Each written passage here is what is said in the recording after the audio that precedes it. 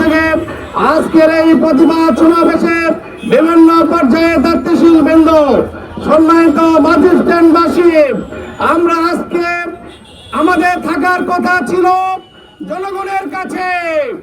আমরা আজকে কেন রাজপথে? অন্তর্বর্তীকালীন সরকারকে বলতে চাই, বিগত সময়ে যারা এই রাষ্ট্র পরিচালনা করেছে তারা ছিল সংসদে, বঙ্গভবনে, আমরা ছিলাম রাজপথে। চলে গিয়েছে, আপনারা আছেন, আমাদেরকে কেন আবার রাজপথে নামতে হচ্ছে? এই যে বিভিন্ন জায়গায় যে আমাদের পোস্টার গুলো তারা নামে ফেলছেন, ছিঁড়ে ফেলছেন, আমাদের যে সমস্ত ভাই বোনেরা যারা দাওয়াতি কাজ করছেন, আদিবাসী অমুসলিম ভাইদেরকে তারা ভোটের ময়দানে হুমকি ধুমকি দিচ্ছে, আপনারা কি এটা শুনতে পাচ্ছেন না? কোথায় আছেন? আমরা আজকে এই প্রতিবাদ সমাবেশে স্পষ্ট বলতে চাই, আমরা এই রাজপথে ছিলাম, রাজপথে আছি, রাজপথ ছেড়ে চলে যাব না।